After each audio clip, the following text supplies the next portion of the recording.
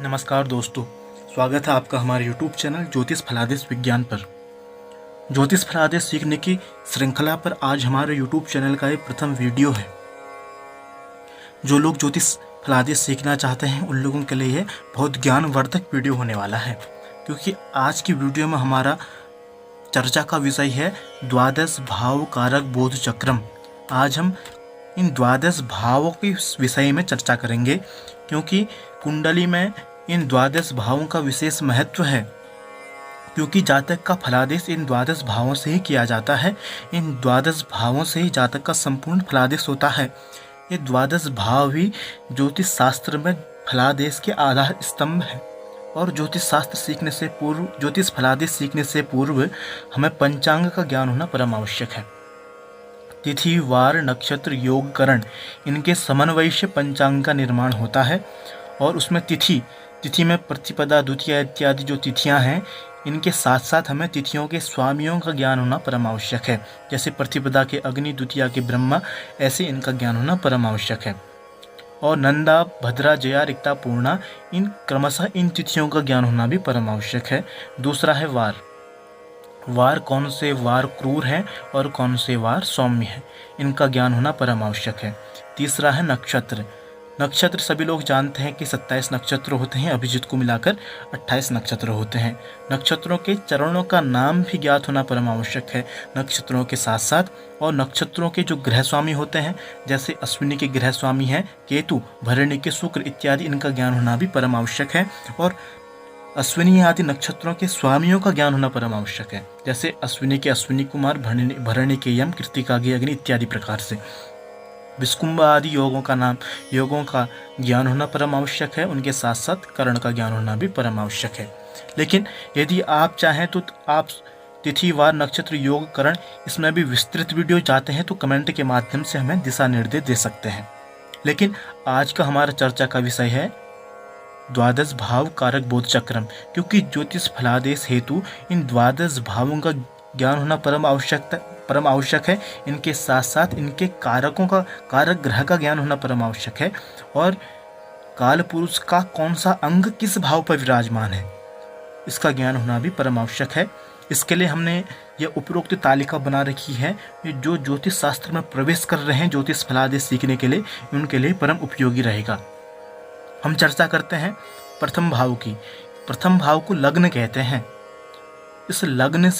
इस लग्न में जो राशि होती है, उस राशि का अधिपति होता है लग्नेश। लेकिन आज हम इससे कोई मतलब नहीं रखते हैं। आगे इसके विषय में हम चर्चा आगे करेंगे। लेकिन आज का चर्चा का विषय है प्रथम भाव। प्रथम भाव से किसका विचार होता है? तो प्रथम भाव से विचार होता है जातक के संपूर्ण शरीर का विचार प्रथम भाव से होता है। जातक के द्वादश भावों को मजबूत बनाने में इस लग्न भाव का विशेष महत्व रहता है।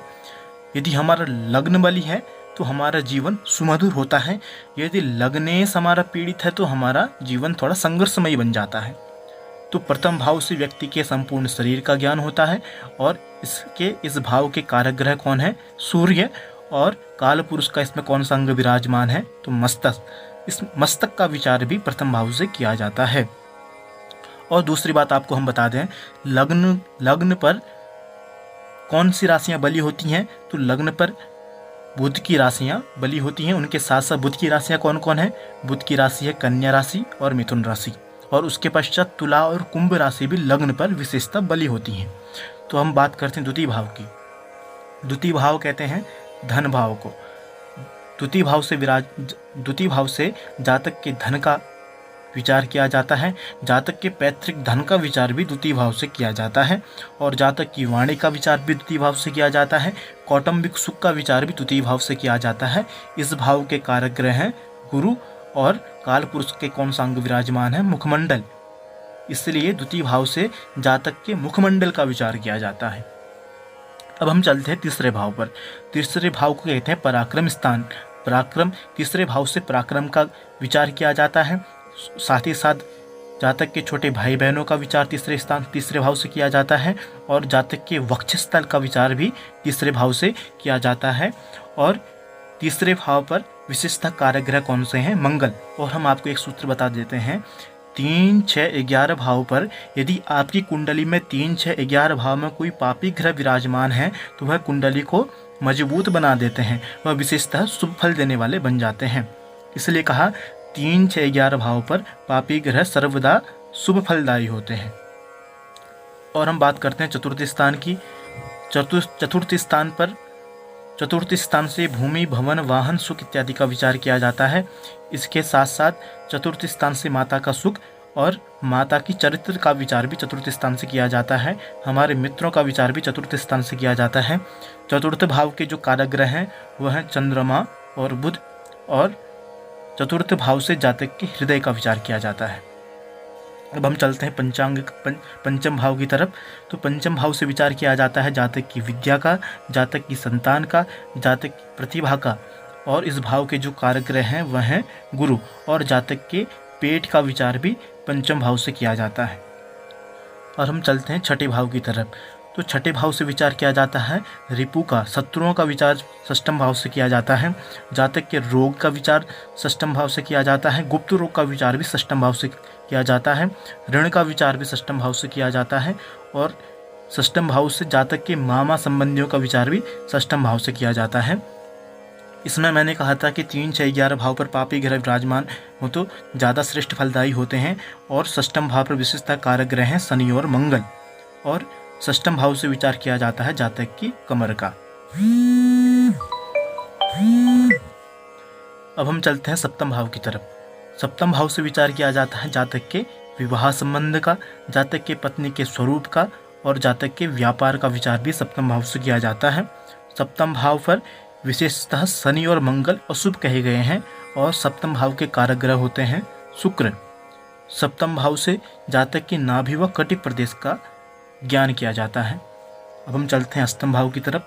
अष्टम भाव से विचार किया जाता है जातक की मृत्यु का, जातक के मृत्यु तुल्य कष्ट का विचार भी अष्टम भाव से किया जाता है। जातक के गुप्त रोग का विचार अष्टम भाव से किया जाता है। जातक के आकस्मिक धन का विचार भी अष्टम भाव से किया जाता है। गुप्त आकस्मिक धन का तात्पर्य है जुआ, सट्टा, लॉटरी से जो हमें धन प्राप्त होता है उस धन को कहते हैं आकस्मिक धन। उस धन का विचार भी अष्टम भाव से किया जाता है। और जातक की गुप्त इंद्रियों का विचार अष्टम भाव से किया जाता है। इस भाव के जातक की आयु का विचार भी अष्टम भाव से किया जाता है। और इस भाव के जो कारक ग्रह हैं वह हैं शनि। अब हम चलते हैं जातक के नवम भाव पर।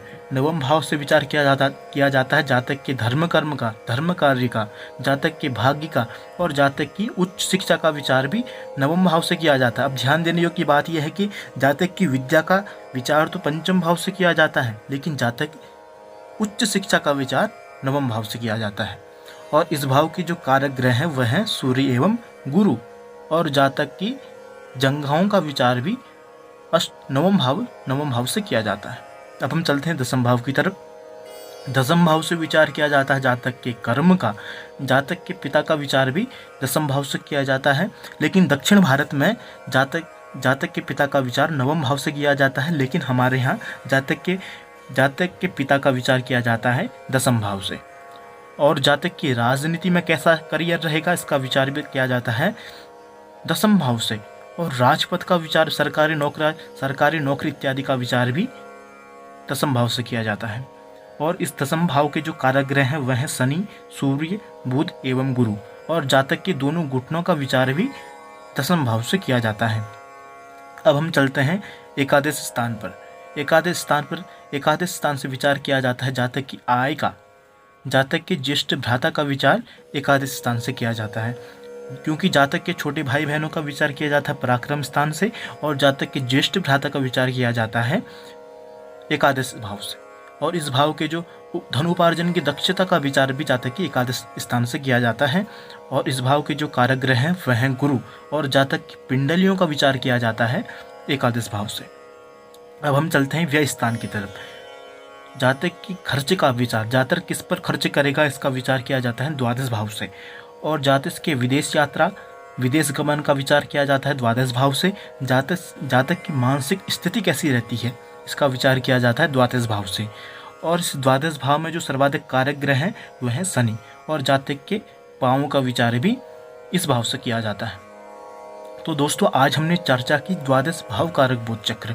अगली वीडियो में हम चर्चा करेंगे कौन से ग्रह किस राशि पर उच्च के होते हैं और कौन से ग्रह किस राशि पर नीचे होते हैं, साथ ही साथ कौन से ग्रह किस राशि के मित्र किस ग्रह के शत्रु हैं और कौन से ग्रह किस ग्रह के मित्र हैं। इस विषय पर हम अगले आने वाली वीडियो पर चर्चा करेंगे।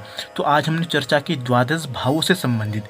यदि आपको हमारा वीडियो पसंद आए तो लाइक करना, शेयर करना और सब्सक्राइब करना न भूलें। और हम जल्दी ही नई वीडियो के साथ उपस्थित होंगे। तब तक के लिए शुक्रिया।